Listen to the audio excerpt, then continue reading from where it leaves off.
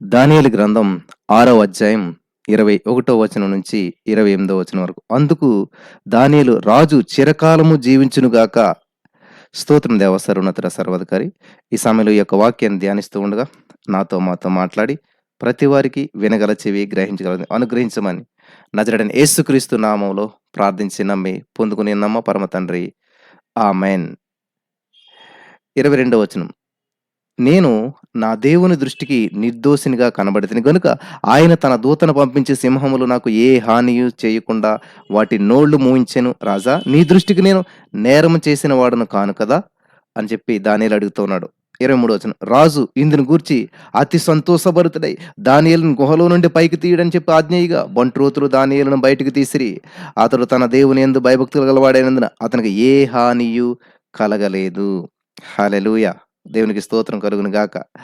రాజు ఆజ్ఞయిగా దానియేలు మీద నింద మోపినటువంటి ఆ మనుషులను వారు తోడుకొని వచ్చి సింహముల గుహలో పడద్రోసిరి.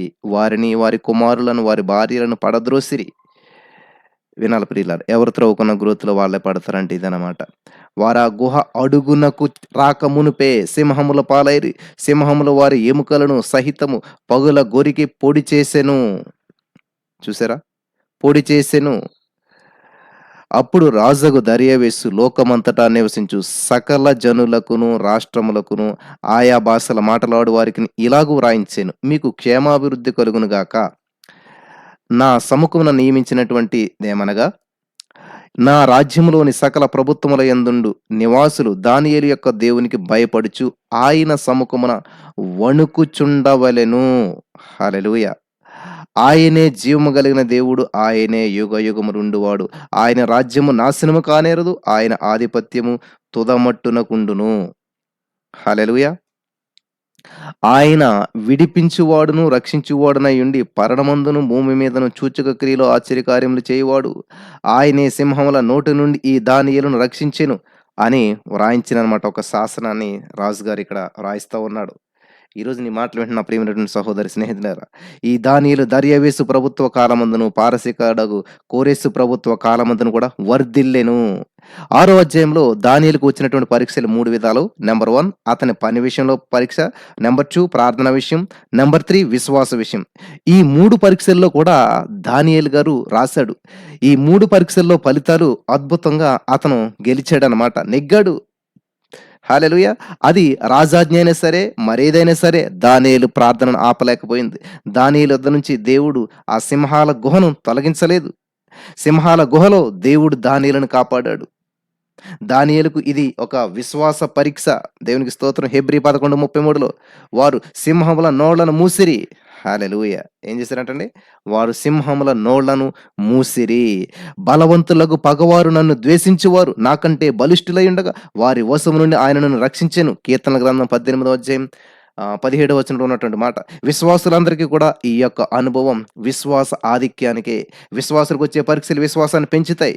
కీర్తన 18:17లో బలవంతులకు పగవారు నన్ను ద్వేషించువారు నాకంటే బలిష్ఠులై ఉండగా వారి వశమున నుండి ఆయన నన్ను రక్షించెను. ఆపత్కాలమందు వారు నా మీదికి రాగా యెహోవా నన్ను ఆదుకొనెను. నేను ఆయనకు ఇష్టుడను గనుక ఆయన నన్ను తప్పించెను.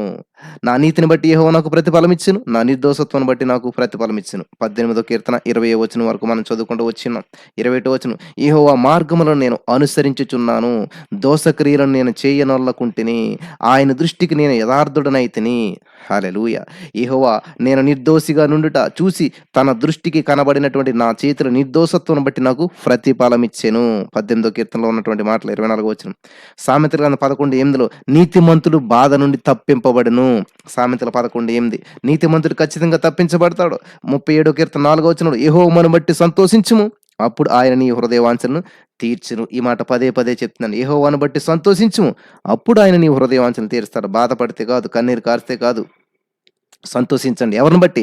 యెహోవాను బట్టి సంతోషించండి. ఖచ్చితంగా ఆయన చేస్తాడు. 5వ వచనం, 37వ కీర్తన 5వ వచనం. నీ మార్గమును యెహోవాకు అప్పగించుము, నీవు ఆయనను నమ్ముకొనుము, ఆయన నీ కార్యము నెరవేర్చును. ఆయన వెలుగును వలె నీ నీతిని, మధ్యాహ్నం వలె నీ నిర్దోషత్వమును వెల్లడిపరుచును. హల్లెలూయా. యెహోవా కొరకు కనిపెట్టుకుని వారు దేశమును స్వతంత్రించుకుందురు. 37వ కీర్తన 9వ వచనం. దీనులు భూమిని స్వతంత్రించుకుందురు, బహుక్షేమం కలిగి సుఖించెదరు. హల్లెలూయా. సుఖించెదరు. 37 కీర్తన 15 వచనం. వారి కత్తి వారి హృదయములోనే దూరును.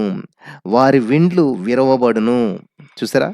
దేవుని వాగ్దానముల మీద విశ్వాసముంచి మనం నిలవాలి, గెలవాలి. వింటున్నారా ప్రియులారా?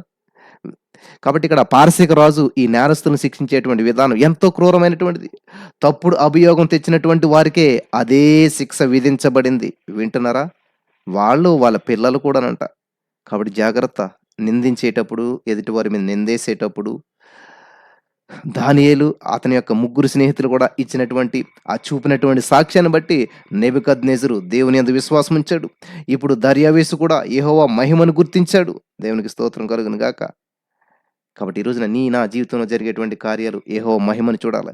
యెహోవా దానియేలును కాపాడినటువంటి విధానానికి దర్యావేషు ఆశ్చర్యపోయాడు. దేవుని స్తుతించాడు. పరాయి దేశంలో ఉన్నటువంటి దానియేలు యొక్క దైవభక్తి అన్య రాజులను ఎంతో ప్రభావితం చేసింది. అనేక మందిని ప్రభావితం అయ్యేలా చేసింది. కాబట్టి ఈ రోజున ఈ మాటలు వింటున్న నా ప్రియమైనటువంటి సహోదరి, స్నేహితులరా, ఎంత ప్రభావితం చేసింది చూసారా అన్య రాజుల్ని. దానియేలు వలె నీవు నేను ఉన్నటువంటి స్థలాల్లో ఆయనకు సాక్ష్యమై ఉండాలి. మన యొక్క విశ్వసనీయత ఇతరులను దేవుని వైపు నడిపించాలి, ఆకర్షించాలి. అంత విశ్వసనీయంగా ఉండగలుగుతున్నామా? ఒకసారి పరిశీలన చేసుకుందాం. మన యొక్క జీవితాన్ని పరిశీలన చేసుకుందాం. రాజు రాయించినటువంటి శాసన పత్రం ఎంతో అర్థవంతమైనటువంటిది. దానియేలును బట్టి మహాబలవంతులైనటువంటి ఈ యొక్క పరిపాలకులు ఇజ్రాయేలు ప్రజల దేవుని మహిమను గూర్చి తమ యొక్క విశ్వాస ప్రమాణాన్ని వ్రాసి అంతటా కూడా దాన్ని ప్రచురించారు. ఇంక రాజాజ్ఞ. ఏ దేవుడినైతే లేకుండా చేయాలనుకున్న అదే దేవుడిగా మారాడు అందరికీ కూడా. దేవుని కోసం ధైర్యంగా నిలబడితే ఒక వ్యక్తి ఎంతటి కార్యం చేయగలడో దానియేలు జీవితానికి మనకి చాలా స్పష్టంగా తెలియజేస్తుంది. కాబట్టి దేవుని తట్టు తిరుగుటకు రాజాజ్ఞ మాత్రమే సరిపోదు ప్రియులారా. దేవుని వలన ఒప్పించబడితేనే గాని దేవుని తట్టు ఎవ్వరు కూడా తిరగరు. వింటున్నారా? హల్లెలూయా! ఇక్కడ చాలా ప్రాముఖ్యమైన విషయాలు దేవుడు మనకు తెలియజేస్తా వస్తూ ఉన్నాడు. దేవుని తట్టు తిరగటానికి రాజుగారి ఆజ్ఞ సరిపోదు. దర్యావేషు రాయించినటువంటి పత్రం అతని యొక్క విశ్వాస ప్రమాణం. నెబుకద్నెజరులాగే ఇప్పుడు దర్యావేషుకు మనశ్శాంతి కలిగింది. ఆ! ముందు రాత్రి ఆ దర్యావేషు కలవరంతో నిద్రపోలేదు. అయితే ఈ రాత్రి శాంతితో, సమాధానంతో నిద్రపోయాడు. హల్లెలూయా! దానియేలును ఎంతగానో ప్రేమించాడు. దానియేలు కోసం రాత్రంతా నిద్ర లేకుండా ఉండాను. దేవుని ప్రార్థన చేస్తున్నాడు. దానియేలు గ్రంథం 6:26లో చూసినట్లయితే, నా సముఖమున నియమించిన దేమనగా నా రాజ్యంలోని సకల ప్రభుత్వముల యందుండు నివాసులు దానియేలు యొక్క దేవునికి భయపడుచు ఆయన సముఖమున వణకుచుండవలెను. శాసనం. ఆయనే జీవము కలిగిన దేవుడు. ఆయనే యుగయుగములు ఉండువాడు. ఆయన రాజ్యము నాశనము కానేరదు. ఆయన ఆధిపత్యము తుదమట్టునకు ఉండును. హల్లెలూయా! ఆయన విడిపించువాడును, రక్షించువాడునయుండి పరమందును భూమి మీదను సూచక క్రియలను, ఆశ్చర్యక్రియలను చేయువాడు. ఆయనే సింహముల నోట నుండి ఈ దానియేలును రక్షించెను అని రాయించాడంటండి ఆయన. హల్లెలూయా! ఈ యొక్క సింహాల గుహలో ఉన్నటువంటి దానియేలు సాక్ష్యమే దర్యావేషును యెహోవా వైపునకు మరల్చింది. హల్లెలూయా! దేవునికి స్తోత్రం కలుగును గాక. కాబట్టి ఇప్పుడు దానియేలుకు అత్యున్నతమైనటువంటి పదవి లభించింది. కోరేసు ఏలుబడిలో కూడా దానియేలు నిరాటంకంగా సేవ చేశాడు. ఇహలోక యాత్ర సాలించాడు. యూదులు పాలస్తీనాకు తిరిగి వెళ్ళవచ్చు అని చెప్పి ఆజ్ఞ జారీ చేసినటువంటి వాడు కోరేసు చక్రవర్తి. ఈ విషయం మనందరికీ తెలుసు. గతంలో ధ్యానించుకుంటూ వచ్చినాం. 2 దినవృత్తాంతాలు 36 అధ్యాయం 22 వచనంలో యెహోవా పారసీక దేశపు రాజైనటువంటి కోరేసు మనసును ప్రేరేపించగా అతడు తన రాజ్యమందంతటను చాటించి వ్రాత మూలంగా ఇట్లు ప్రకటన చేయించెను. ఎట్లనగా 2 దినవృత్తాంతాల గ్రంథం 36వ అధ్యాయం 23వ వచనం. ఆకాశమందల దేవుడైన యెహోవా లోకమందున్నటువంటి సకల జనములను నా వశము చేసి యూదా దేశమందున్నటువంటి యెరూషలేములో తనకు మందిరమును కట్టించుమని చెప్పి నాకు ఆజ్ఞ ఇచ్చి ఉన్నాడు. హల్లెలూయా! నాకు ఆజ్ఞ ఇచ్చి ఉన్నాడు. కావున మీలో ఎవరు ఆయన జనులై ఉన్నారో వారు బయలుదేరవచ్చును. వారి దేవుడైనటువంటి యెహోవా వారికి తోడుగా ఉండును గాక. 2 దినవృత్తాంతాలు 36వ అధ్యాయం 23వ వచనం. దానియేలు 6వ అధ్యాయంలో ఉన్నటువంటి ఆ ప్రవచనానికి ప్రకటన గ్రంథం 13వ అధ్యాయంలో ఉన్నటువంటి నెరవేర్పు మనకిక్కడ కనబడుతూ ఉంది. గమనించాలి ప్రియులారా. ఇక్కడ ప్రకటన గ్రంథం 13వ అధ్యాయంలో చూసినట్లయితే, మరియు 10 కొమ్ములను 7 తలలను గల ఒక క్రూర మృగం సముద్రంలో నుండి రావటం. మరి 13వ అధ్యాయం 11వ వచనం. ఇవన్నీ చూడొచ్చనమాట. ప్రకటన గ్రంథం 13 అధ్యాయంలో ఉన్నటువంటి ఆ క్రూర మృగం రాజకీయ శక్తి. రెండవది మత సంబంధమైనటువంటి శక్తి. ఈ రెండవ శక్తి పునరుద్ధరించబడినటువంటి ఆ రోమక ప్రభుత్వం అని చెప్పి మీరు గ్రహించాలి. ఇందులో ఉన్నటువంటి ఆధ్యాత్మికమైనటువంటి లోతైనటువంటి మర్మాలను మనం జాగ్రత్తగా పరిశీలన చేసినట్లయితే ప్రకటన 13:13లో అది ఆకాశం నుండి భూమికి మనుషుల ఎదుట అగ్ని దిగి వచ్చినట్టుగా గొప్ప సూచనలు చేయుచున్నది. వింటున్నారా? గొప్ప సూచనలు చేయుచున్నది. హల్లెలూయా! 14 వచనం. కత్తి దెబ్బ తినియు బ్రతికినటువంటి ఈ క్రూర మృగమునకు ప్రతిమను చేయవలెనని అది భూనివాసులతో చెప్పుచు, ఆ మృగం ఎదుట చేయుటకు తనకియ్యబడినటువంటి సూచనల వలన భూనివాసులను మోసపుచ్చుచున్నది. సూచనల వలన మోసపుచ్చుచున్నదంట. ప్రకటన 13:15లో చూసినట్లయితే ఆ మృగము యొక్క ప్రతిమ మాటలాడునట్లును, ఆ మృగము యొక్క ప్రతిమకు నమస్కారం చేయని వారిని హతము చేయనట్లును, ఆ మృగము యొక్క ప్రతిమకు ప్రాణమిచ్చుటకై దానికి అధికారం ఇయ్యబడెను. 16 వచనం. కొద్దివారు గాని, గొప్పవారు గాని, ధనికులు గాని, దరిద్రులు గాని, స్వతంత్రులు గాని, దాసులు గాని అందరును తమ కుడి చేతి మీదనైనను, తమ నొసటి యందైనను ముద్ర వేయించుకొనున్నట్లుగా, అక్కడ ఆ ముద్ర అనగా ఆ మృగము పేరైనను, దాని పేరిట సంఖ్య అయినను గలవాడు తప్ప క్రయ విక్రయములు చేయుటకు మరి ఎవనికిని అధికారం లేకుండానట్లును అది వారిని బలవంతము చేయుచున్నది. ప్రకటన గ్రంథం 13:17 వచనంలో ఉన్నదన్నమాట ఈ విషయం. చివరి రోజుల్లో అంత్యక్రీస్తుకు అద్భుతాలు చేసేటువంటి శక్తి ఉన్నది ప్రియులారా. అందరూ కూడా ఆ ప్రతిమకు నమస్కారం చేయాలి. నెబుకద్నెజరు అదే పని చేశాడు. అందరూ కూడా ఆ ప్రతిమకు నమస్కారం చేయాలని చెప్పి శాసించాడు, ఆజ్ఞాపించాడు, నెరవేర్చాడు. కానీ శద్రక, మేషక, అబేద్నెగో వారు మాత్రం చేయలేదు అక్కడ ప్రియులారా. వినాలి. ఇక్కడ అలా చేయనటువంటి ఆ ముగ్గురు వీళ్ళెవరు హెబ్రీ బాలురు కదా! వాళ్ళని అగ్నిగుండంలో వేయాలన్నప్పుడు అలా వేయబడినప్పుడు దేవుడు వారిని కాపాడాడు. శ్రమల కాలంలో ఉన్నటువంటి ఇజ్రాయేలుకు అది ప్రవచన సూచన అనమాట. ఇజ్రాయేల్ ప్రజలు దేవుడి కొరకు నిలబడితే కాపాడతాడు. ఈ యొక్క యాకోబు ప్రజల యొక్క అగ్నిగుండం గమనించాలి. దేవుడు అప్పుడు శేషిత ప్రజలను కాపాడతాడు. సింహాల గుహలో ఉన్నటువంటి దానియేలును కూడా ఇదే సూచననమాట. అందరూ కూడా తనని ఆరాధించాలని చెప్పి దారియావేసు ఆజ్ఞ. లేనిచో ఆ వ్యక్తి సింహాల బోనులో పడవేయబడతాడు. కాబట్టి ఇక్కడ ప్రకటన గ్రంథం 13 అధ్యాయంలో చూసినట్లయితే దర్యావేసు అనేటువంటి ప్రవచన సూచనకు మరి నెరవేర్పు ఉంది ఇక్కడ. అంత్యక్రీస్తే ఈ నెరవేర్పు. ఆ మృగ ప్రతిమకు నమస్కరించినటువంటి వారు హతం చేయబడతారు. మృగం యొక్క గుర్తు కలిగినటువంటి వారంతా కూడా మరి అతనిని అనుసరిస్తారు. ఇది గమనించదగ్గ విషయం అన్నమాట. ప్రియులారా వింటున్నారా? చాలా జాగ్రత్తగా వినాలి ఈ విషయాలు. ఇక్కడ దేవుని సంఘం ఎత్తబడినప్పుడు ఈ యొక్క క్రూరమైనటువంటి నియంత లేస్తాడు, పైకి లేస్తాడు. దేవుని సంఘం ఎత్తబడినప్పుడు ఈ ఈ ఈ యొక్క నియంతలేస్తారన్నమాట. ఈ సింహాల గుహలో ఉన్నటువంటి దానియేలును సర్వశక్తిమంతుడైన దేవుడే కాపాడాడు. అది అందరికీ తెలుసు. అలాగే ఇజ్రాయేలు ప్రజలు ఎవరైతే శేషిత జనాంగం ఉన్నారో, ఆ ఇజ్రాయేలు ప్రజల శేషాన్ని దేవుడు కాపాడతాడు. ప్రకటన గ్రంథం 13 అధ్యాయంలో విశ్వసనీయమైనటువంటి శేషిత ప్రజ ఇజ్రాయేలు 12 గోత్రాల నుండి 144,000 మంది ఈ శ్రమల కాలంలో సురక్షితంగా ఉన్నారు. వారు సైతాను ప్రతినిధి క్రూర మృగమునకు నమస్కరించినటువంటి వారన్నమాట. శద్రక, మేషక, అబేద్నెగోను వారు ఎలా నిలబడ్డారో వాళ్ళు కూడా ఈ సైతాను ప్రతినిధి అయినటువంటి క్రూర మృగానికి నమస్కరించిన వారు. ప్రకటన గ్రంథం 7 అధ్యాయం 2 వచనంలో చూసినట్లయితే సజీవుడగు దేవుని ముద్ర గల వేరొక దూత సూర్యోదయ దిశ నుంచి పైకి వచ్చుట నేను చూచితిని అని చెప్పి యోహాను గారు 7వ అధ్యాయం ప్రకటన 2వ వచనంలో చెప్తున్నాడు. 3వ వచనం. ఆ దూత మేము మా దేవుని దాసులను వారి నొసళ్ళ యందు ముద్రించు వరకు భూమికైనను సముద్రముకైనను అని అక్కడ 4వ వచనం. ఇజ్రాయేలీయుల గోత్రములన్నిటిలో ముద్రించబడినటువంటి వారు 144,000 మంది. ప్రకటన గ్రంథం 14 అధ్యాయం 1వ వచనం. ఇదిగో ఆ గొర్రె పిల్ల సీయోను పర్వతం మీద నిలవబడి ఉండెను. ఆయన నామమును ఆయన తండ్రి నామమును నొసళ్ళ యందు లిఖించబడి ఉన్నటువంటి 144,000 మంది ఆయనతో కూడా ఉన్నారు. 144,000 మంది ఆయనతో కూడా ఉన్నారంట. ఇది గమనించాలి ప్రియులారా. ఇది చాలా ప్రాముఖ్యమైనటువంటి విషయం.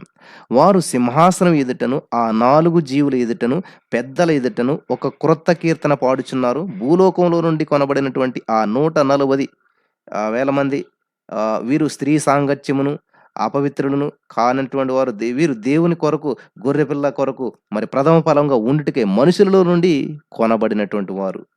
వీరి నోట ఏ అబద్ధము కనబడలేదు. వీరు అనింద్యులు. ప్రకటన 14:5. దానియేలు 6వ అధ్యాయంలో ఉన్నటువంటి ప్రవచన చరిత్రకు పూర్తి నెరవేర్పు ప్రకటన గ్రంథం 14వ అధ్యాయంలో ఉన్నది. మహాశ్రమల కాలంలో ఈ యొక్క మృగ ప్రతిమకు నమస్కరించినటువంటి వారు 144,000 మంది పవిత్రులు. ఎవరండి వాళ్ళు? పవిత్రులు. ఇక్కడ సింహాల గుహలో దానియేలు అనింద్యుడు. దానియేలు ప్రకటన గ్రంథంలో ఉన్నటువంటి 1,44,000 మంది అనింద్యులకు ప్రవచన సాదృశ్యంగా మనకిక్కడ దానియేలు గారు కనిపిస్తూ ఉన్నారు. దేవునికి స్తోత్రం. మేము మా దేవుడైనటువంటి యెహోవాకు విరోధముగా తిరుగుబాటు చేసితిమి. అయితే ఆయన కృపా క్షమాపణలు గల దేవుడై ఉన్నాడు అని చెప్పి దానియేలు గ్రంథం 9వ అధ్యాయం 9వ వచనంలో మనం చదువుతూ వస్తూ ఉన్నాం. దానియేలు 6వ అధ్యాయంలో ఉన్నటువంటి మరొక పరమ సత్యం ఏంటంటే, దానియేలుపై అభియోగం తెచ్చి అతనిని హింసించినటువంటి శత్రువులు శిక్షకు గురయ్యారు. వారిని మరి సకుటుంబ సమేతంగా సింహాల గుహలో పడద్రోయవలసిన పరిస్థితి ఏర్పడింది. పడదోశారు. వాళ్ళు కింద నేలన పడకముందే ఆ యొక్క సింహాలు వాళ్ళని తినేయటం జరిగిందనమాట. దానియేలు 6:24 చూసినట్లయితే రాజు ఇక్కడ మరి వారు ఆ గుహ అడుగునకు రాకమునుపే అని ఉంటదక్కడ. చూసారా? ఎంత భయంకరమైనటువంటి శిక్షను అనుభవించవలసొచ్చిందో. దయచేసి గమనించాలి ప్రియులారా. తొందర పడకూడదు ఎప్పుడు కూడాను. ఆ! వాళ్ళు నాశనం చేయాలని చెప్పారు. నాశనం అయిపోరు. యేసుక్రీస్తు ప్రభు రెండో రాకడలో కూడా దేవుని యొక్క ప్రజల శాస్త్రం కాపాడబడుతుంది. శత్రువులు పూర్తిగా సంహరించబడతారు. దేవుని యొక్క ప్రవచనాలు నెరవేర్పు ఇక్కడ సూచనలు ఈ రోజున మనం చూస్తూ ఉన్నాం. ఖచ్చితంగా దేవుని యొక్క ప్రవచనం నెరవేర్చబడుతుంది. దేవుడు నమ్మదగినవాడు. యేసుక్రీస్తు ప్రభు రెండో రాకడకు సమస్తం కూడా ఆయత్తమవుతుంది. జాతులకు అది తీర్పు దినం. దానియేలు తన దేవుని యందు భయభక్తులు కలిగినటువంటి వాడై ఉన్నందున అతనికి ఏ హాని కూడా కలగలేదు. అదే మాట, అదే సాక్ష్యం మహాశ్రమల కాలంలో దేవుని యొక్క ప్రజల పట్ల నెరవేరుతుంది. దానియేలు దేవుని పట్ల విశ్వాసం ఉంచినటువంటి వాడు. దేవునికి స్తోత్రం కలుగును గాక. హల్లెలూయా! దేవుని తీర్పు రాబోతుంది. యేసుక్రీస్తును సొంత రక్షకునిగా అంగీకరించినటువంటి వారు కంగారు పడనక్కర్లేదు. వారికి రక్షణ ఉంది. దేవుని కాపుదల, దేవుని సంరక్షణ ఉన్నది. శ్రమల కాలం త్వరలోనే రాబోతుంది. వింటున్నారా? ప్రియులారా వింటున్నారా? శ్రమల కాలం త్వరలోనే రాబోతుంది. అంత్యక్రీస్తు ఆధిపత్యం, అధికారం సమూల నాశనం అవుతాయి. ప్రకటన 16:21లో చూసినట్లయితే 5 మణుగుల బరువు గల పెద్ద వడగండ్లు ఆకాశం నుంచి మనుషుల మీద పడెను. ఆ వడగండ్ల దెబ్బ మిక్కిలి గొప్పదైనందున మనుష్యులు ఆ దెబ్బను బట్టి ఏం చేశారంటనే దేవుని దూషించారంట. ప్రకటన గ్రంథం 16:21లో. ఈ రోజున మనకొచ్చే శ్రమలను బట్టి దేవుని దూషిస్తూ ఉన్నారు. శ్రమలు దేవుడిచ్చినవి కాదు. ఇంకా ఎన్నెన్నో మరి ఇక్కడ ఉత్పాతాలు జరుగుతాయి ప్రియులారా. తెగుళ్ళు, కరువులు, రోగాలు, యుద్ధాలు, రక్తపాతం మొదలైనటువంటివన్నీ కూడా మరి జరుగుతాయి. వీటన్నిటి నుంచి తప్పించుకోవాలంటే దానియేలు మాదిరిని మనం అనుసరించవలసిందే. హల్లెలూయా! యేసుక్రీస్తు ప్రభువుని అంగీకరిస్తే ఆయన యొక్క వాగ్దానాలను నమ్మి ఆయన యందు నిరీక్షణ ఉంచితేనే నీవు, నీ ఇంటి వారు రక్షించబడతారు అనేటువంటి సత్యాన్ని ప్రతి వారు కూడా గ్రహించాలి. ఈరోజు నీ మాటలు వింటున్న ప్రియమైనటువంటి సహోదరి స్నేహితులారా, ఎన్ని శ్రమలొచ్చినా, ఎన్ని ఇబ్బందులొచ్చినా, ఎటువంటి పరిస్థితులు గుండా మీరు వెళ్తున్నా సరే వాటి వైపు చూడొద్దు. మిమ్మల్ని పిలిచిన వాడు నమ్మదగినటువంటి వాడు. హల్లెలూయా! ఈ వాక్యం ద్వారా దేవుడు మనల్ని బలపరచును గాక. ఆమేన్.